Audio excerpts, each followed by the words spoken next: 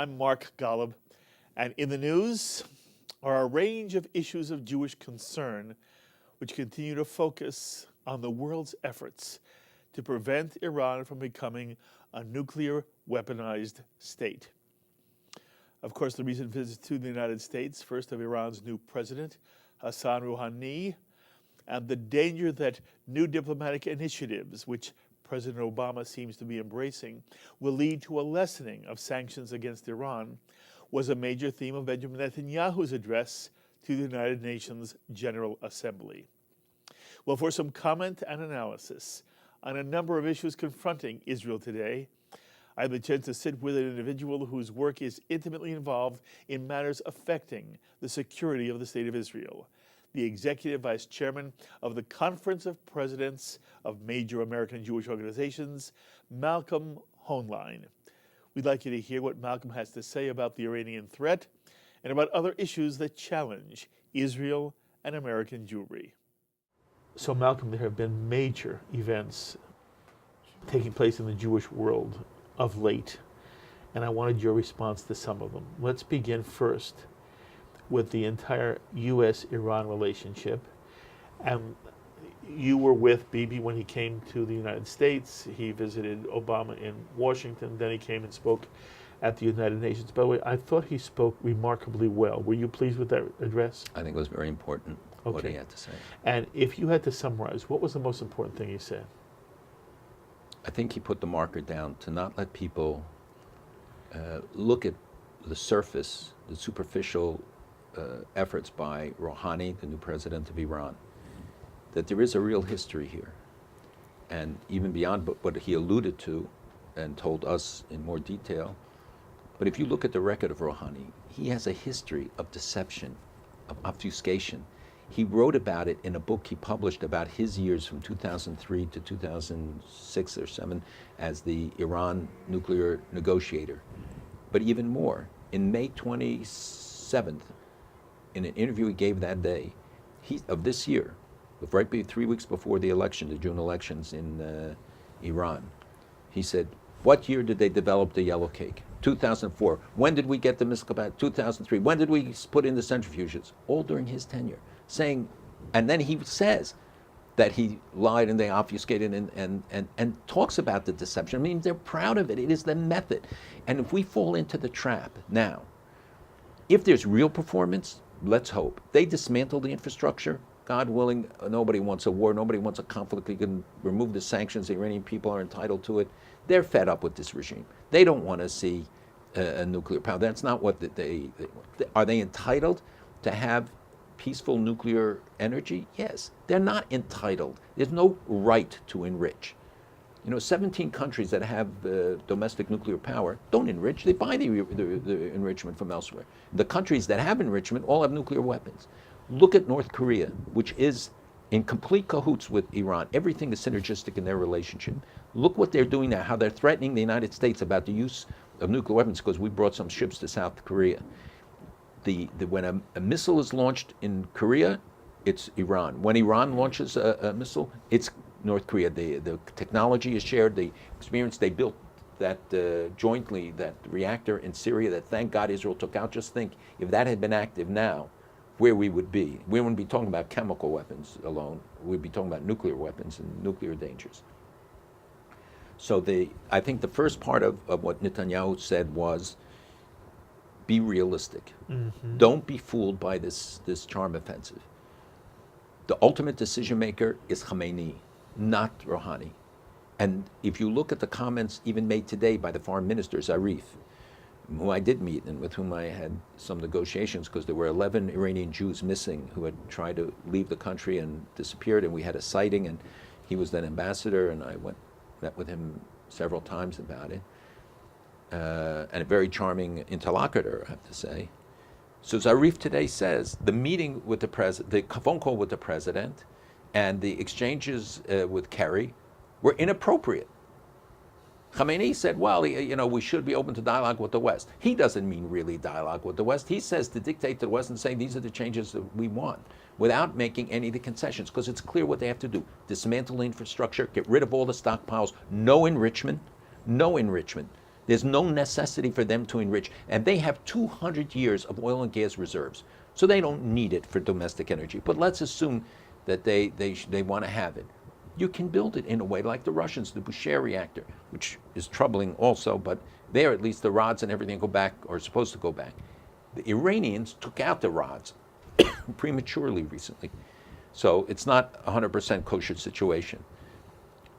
Then we also have to remind the world of Iran's human rights record. They're killing Christians, they're killing Baha'i, they're imprisoning people only for their religious beliefs. They're involved in terrorism globally, the whole world. Hezbollah is not Hezbollah without them. There are so many things. Their role in Syria, the Syrian conflict would not be what it is if it weren't for Iran's role. They're now trying to court Hamas again.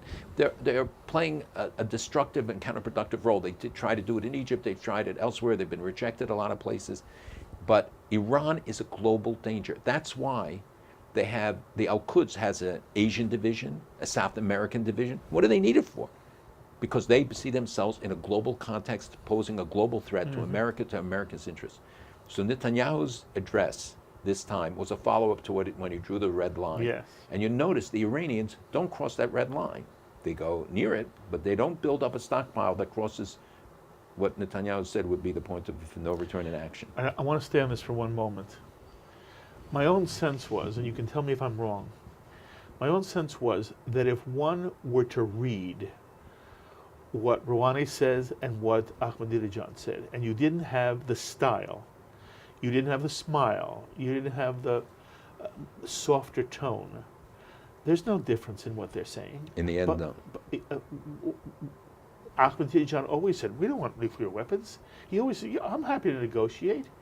And that's all Rouhani has said too. Well, but they say also that there's a fatwa, and Rouhani said it. All the research that has been done cannot find the fatwa. It isn't true. There's a book published now of 470 or 490 most recent fatwas. Nothing on it. So this idea that there's, and even if there was a fatwa, it wouldn't make that much difference because I'm sure the wording would be different, but it doesn't even exist. And you're right. So you have a different, sheep's style. clothing There's on the wall. There's a different style, that's all.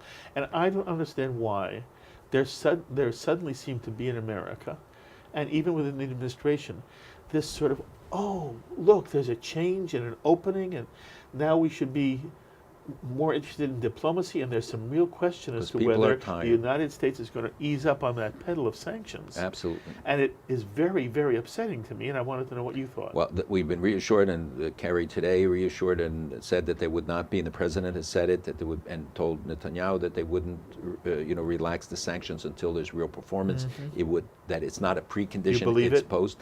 I want to believe it. Was the phone call to Rouhani between the president and the president of Iran, first one since the revolution? Yes, 79. Is it significant? It's very significant, but if you look, you see Rouhani says, well, he had to reach out to me, that he rejected 5 approaches first. So Rouhani did. Rouhani rejected 5 approaches from the administration. So they're demeaning and dissing the United States in the process. Look, if there was really a basis for it, what does the debate become? That Rouhani doesn't say that the Holocaust didn't occur, but he gives an interview with CNN, and then there's a debate over whether he said, well, we can't prove it, no, it's the debate over the facts. What debate? Right. What debate should there be? That should be what CNN historians will finally translates decide, and all the rest about. No, but even in the subsequent interview, and the debate becomes over this narrow definition of a word relating to the Holocaust. I mean, what is that? It shows. I think that there's a fatigue. People are tired because of Afghanistan, Iraq. People don't want to go into another war. Nobody wants to go into a war. But if you don't have a credible threat, what brought about in Libya, Gaddafi giving up his nuclear weapons supposedly? What about in Syria? It's because we had a credible threat. We had armed ships sitting on the coast, and the belief that we might actually do it. If Iran will only come to a positive conclusion if they're convinced, and that's why Israel's role is so important, why the Arabs say Israel is our only hope. Because they don't believe the U.S., but they do believe that Israel might do it. They don't believe the U.S. will really stop it. At this point, they don't believe that the U.S. will actually carry out the action necessary to stop it. because they are convinced the Iranians will not do anything to diminish this race. It will set off an arms race in the whole region. And they feel that Israel can protect itself. They can't. They feel they're much more vulnerable than Israel in the Gulf and in other areas. Okay. I mean, many of these countries, they're neighboring countries to the north. Okay, I want you to hear carefully how I ask the question. I'm not going to ask the question using proper names. I'm not going to ask you what any specific person who is part of the Israeli government or Israeli delegation said to you. I'm asking a general question.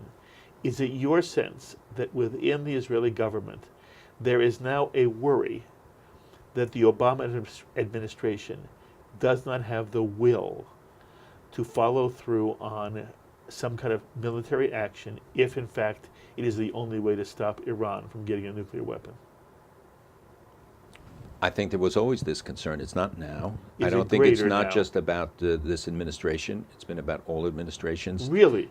Because what do the Arabs say? That the West lacks will and determination.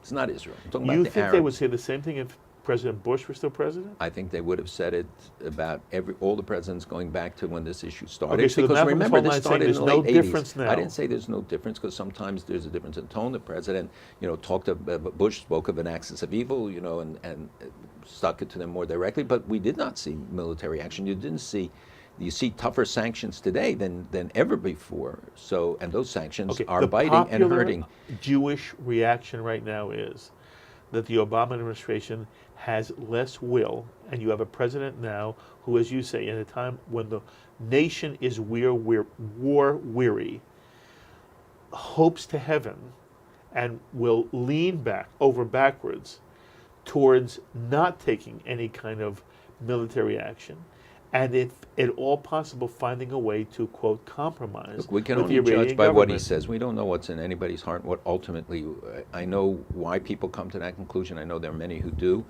I think in his meeting with the Prime Minister, he was more reassuring about where America stands and certainly about not dismantling the sanctions and increasing the sanctions. They did ask Congress to hold up right now on the next range. I think it's a mistake. I think we have to, now's exactly the time we have to do the next round of sanctions and that target the energy sector where they still derive a lot of money that enables them to carry on their activities. That's one level of addressing it. There are different styles, obviously, and the president's approach is that you negotiate everything, and he does believe they can negotiate the issues, and maybe the experience in Syria now will accelerate that belief or enhance it and make him believe it. Iran is a different situation. Iran will never give up their nuclear power. It's something that Khamenei says, and we have to believe it. Dictators tell the truth. Leaders of democracies can lie, but dictators tell the truth. They tell you what you're going to do. We don't listen. We don't hear what they have to say. And in Israel, is there skepticism? Sure. Is there skepticism here? Yes. 80% of the American people want to see Iran not have a nuclear weapon. That has changed completely. That's a complete reversal of what it was a few years ago. And I think the work of Rouhani, I think the work of what the Iranians have done, I think Ahmadinejad was our greatest asset. And I said, even on your show many times, we're going to miss him, we're going to regret it, because he told the truth. Rouhani, we know, was one of 6 candidates out of 700. He had to be approved by Khamenei. He's not some radical or reformer. He was one of 6 out of almost 700 that they approved. And there's a long history of being a follower of Khamenei. I speak to a former official in the Iranian government who came with Khamenei on the plane from France, and in 1979, and he tells us, guys, wake up, read this right, and not speaking to us so much as to the American people, and when I hear from them and their perceptions and what they tell you is really going on. There are other sites. There are. They've cleaned up Parchin where they were weaponizing it. We know that there are 3 parts to a nuclear program. There's the enrichment. We know that they have all these thousands of centrifuges spinning and putting in newer ones, the next grade. It's a missile delivery system, weapons delivery. We know that they've been testing ballistic missiles and weaponization, which they tested at Parchin. So they have the 3 elements, which is why the difference in timing, when Israel says 3 months, they're saying 3 months from the time they make a decision now to have a bomb. The United States says a year. They're saying it's not the capability to do it, it's when they actually have it. Won't that be too late? Of course it's too late. It's too late now. I mean, we should have done this a long time ago. We could have stopped it 20 years ago. We could have stopped it 10 years ago. We negotiated, and they make fun of us. Larjani wrote about it when he was the negotiator. You know, they mocked their interlocutors, the European three and now the P5+1, and then he comes there and Zarif meets with Secretary Kerry, and then afterwards they mock it and they say, look, you can run circles around the West. You can use deception. You know, there are in fact references even in that they use Quranic references to why it's justified to do it. And how Muhammad supposedly did it in against the Jews even in Saudi Arabia at the time. So, you know, we look at it in Western terms and in ways in our cultural context, which is different than the way they look at it. And Arabs, by the way, look at it different than the way. And listen to how they tell you what he says really means. Khamenei has not made one crack in this war, and the IRGC, the Iran Revolutionary Guard, you know, we see the conflict stuff, they still are in control, and they're very powerful. Look at who he appointed the new head of his National Security Council while Rouhani was here, a super hardliner who says there's no compromise on the nuclear program. So those are the things you have to look at, not a particular word or some visit expression. Okay, one more question about Netanyahu's address. It was a very strong statement that if Israel had to go alone, it would go alone. I want to know the extent to which you think that is more rhetoric, perhaps for his own constituency. To what extent is it a realistic option for Israel to ever go alone against Iran? I believe Israel can go alone. I think it has the capability. Can it do what the United States can do? No, which is why America's involvement. And the first stage may not be an all-out attack. We could do blockades. We can do many other things. I know many people in the world, especially in the region, would welcome Israel doing it, but doing it right. The fear is that you do something that sets them back 3 months and not 2 years or 5 years or whatever, that it doesn't give the people the chance to again maybe renew the Green Revolution, which we helped squelch. Israel certainly does not want to do it alone. This is not an act of bravado.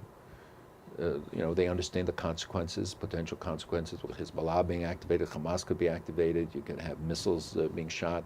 The missiles don't have great guidance system, but they could still do damage. You know, there have been things done inside Iran, and you've not had, you know, when you took out the reactor in Syria was taken out, there were no backlash. When you show toughness and resoluteness, they'll respond. And the problem is that we show weakness all the time. The West shows weakness, not just the United States, it's Europe, it's all of us. And, you know, the same language was used by Khania of Hamas, by Osama bin Laden, about the lack of will and determination. That's what they measure us by in the West. And they probe us. And when they find weakness, they exploit it. When they find toughness, they back off.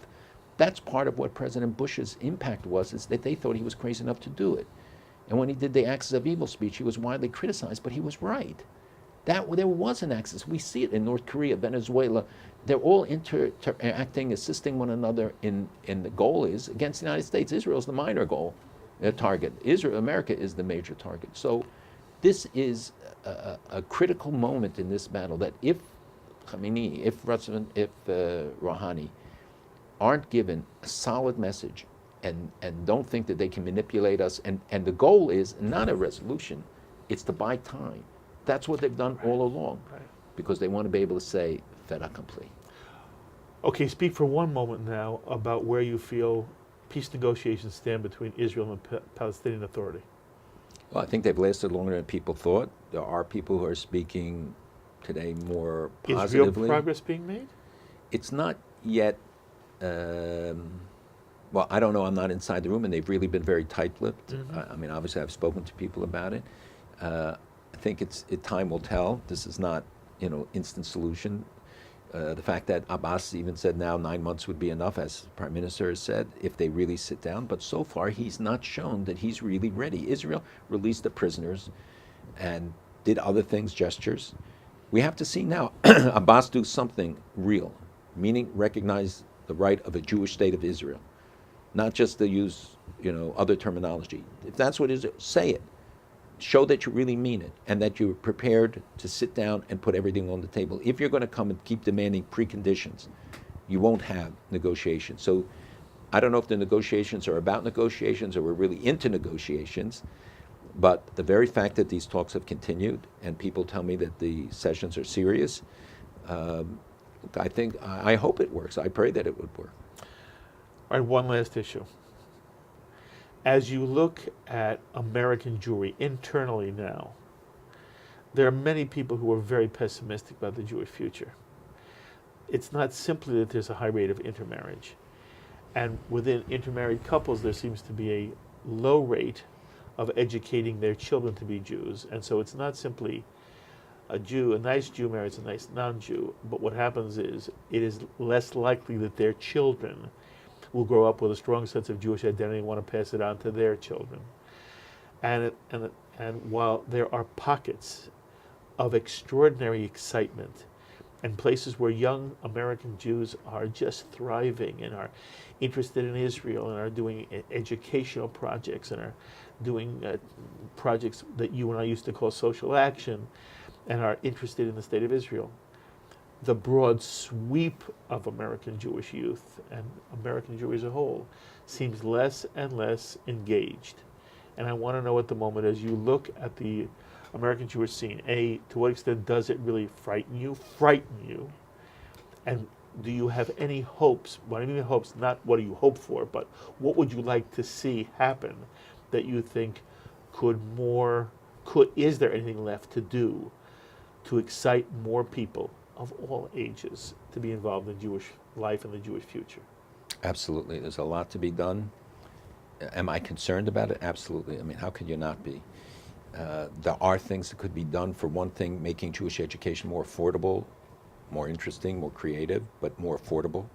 That even Orthodox parents are no longer able to send their kids to school, sending them to public schools because they can't afford it. The prices are going through the roof. It's amazing. And people don't know. I mean, it's like a college education by the time you're done. And I know what my children have to put up with and what they sacrifice in order to give their kids Jewish educations. So that's a very fundamental commitment, and I think it's everybody's responsibility, not just those who have kids in Jewish day schools or afternoon schools or in yeshivas. Everybody. This is, in fact, in Jewish tradition, the law is that you have to build a school before you build a synagogue, and that we were the first to mandate, long before the Romans or anybody else, when the Romans were restricting education only to the wealthy, we were the first ones to mandate universal education and saying it's a collective responsibility in Mishnaic times and even before. So Judaism always recognized this collective responsibility for making sure Jewish education was available to every child. Second, I will tell you that I believe we have to do more things starting when children are 4, 5, and 6 years old. There's very little in Israel. There's very little really creative stuff. There's some that is being produced. But when you have an enterprising teacher, you see the difference. My mother was a kindergarten teacher. When she passed away, thousands of people, unbelievable to see them, and she was a teacher for a long time in Philadelphia, called me, wrote me, and said she changed my life, that no matter what else happened to me. That's why the Catholic Church says, give me a kid till he's 6, you're going to have him the rest of your life. That is a formative time. You want to get him, excite him, get him interested in Judaism. I see some of my grandchildren who have really amazing kindergarten teachers and pre-nursery and all of those. They remember everything. They learn so much. They absorb so much. They can repeat for 20 minutes the parsha of the week. I mean, it's unbelievable. I wouldn't remember 10% of what they say. So we have to gear ourselves to younger people, to teenagers. Reach out. When they get to campus, it's good that we have birthright. But it's late. You got to get them before. And the birthright programs have to be structured to give them real Jewish experiences as well, not just, Israel light. I want them to get real in-depth, and then the follow-up to it, how we keep them on board. When we send these America's Voices groups of non-Jews, but we maintain the connection with them. We do briefings period. We try to, you have to have follow-up if you want to sustain them. So I think that there are a lot of creative things. We started a project to try and develop curricula. I know others are now working on it. And, I think it's really essential. We should create a website which gives people alternatives. You know, we used to have a newsletter for high school students, and the reception was wonderful amongst the kids. And we had a panel of yeshiva kids, public schools, and Jewish kids in private schools. And it was amazing to see the interaction amongst them and how they would construct what should go into the edition. You know what the problem was? The teachers couldn't teach it because they didn't know enough. Mm-hmm. So we had to prepare a newsletter a week before for the teachers in order for them to be able to teach it. So there is a void in many areas that needs to be filled. We have to do it, you know, based on the studies and things like that about what are the questions and how do you answer them. The movement is not antipathy to Israel, it's indifference. It's not out of animosity, it's out of ignorance. And the more they know, and the more that it's presented in a intelligent way, they come right back. But we can't afford, you know, a politician can afford indifference because people don't vote, they're neutralized. For us, for Israel and stuff, it's not good. It's not something we can dismiss. So I'm very worried. I think that there are a lot of things, and especially the internet. We're launching a new program called Rethink Israel that will reach every student on campus, God willing, in the next year. It's being done by the Strategic Communication Center that we developed, but is now, you know, we spin off these things so that they can operate more freely. Rethink Israel will make a big difference. And it shows that one viewing of these little clips changed public opinion of those who watched it, 29%. Now you know that if you change 3%, it's good. Because it's geared to an area of interest to them, museums, education, whatever, so it's already more receptive. But 29%, and the people who studied it and tested the reaction said they've never seen anything like it. So it shows that the gap is often bridgeable with the right approaches and intelligent approaches. Second, we've got to stop the divisiveness in our community where people knock each other. Because then if a young person looks at it and says, this guy says that's not legitimate, he says that's not, they say maybe they're all not legitimate. Why don't we have to make it more inviting? We have to be welcoming them, and we have to show them that we don't want people, and that means you can have all the differences you want, if you have to have them. But don't recognize that what unites us far outweighs those differences. You bring them into that kind of atmosphere, then they can get into all the nuances. I want to continue this conversation at some other time, but I thank you very much for addressing what is at the moment some of the critical issues confronting American Jewry. Thank you, Malcolm. My pleasure. The thoughts of Malcolm Hoenlein, Executive Vice Chairman of the Conference of Presidents of Major American Jewish Organizations. And by the way, on Tuesday, October 15th, the Conference of Presidents will be celebrating its 50th anniversary and will be honoring Malcolm Hoenlein for his extraordinary leadership over the past 27 years. And this Sunday on L'Chaim, Malcolm will be our special guest as we look back at the career of service he's made to the Jewish people, and as we recall some of the most memorable accomplishments of the President's Conference. I hope you watch L'Chaim this Sunday at noon and 6 p.m., Monday at 3 p.m., for a very special hour with Malcolm Hoenlein here on Shalom TV. My thanks to Serge Goldberg and Oleg Oswolenko for this edition of In the News. Until the next time, I'm Mark Golub. Be well, my friends.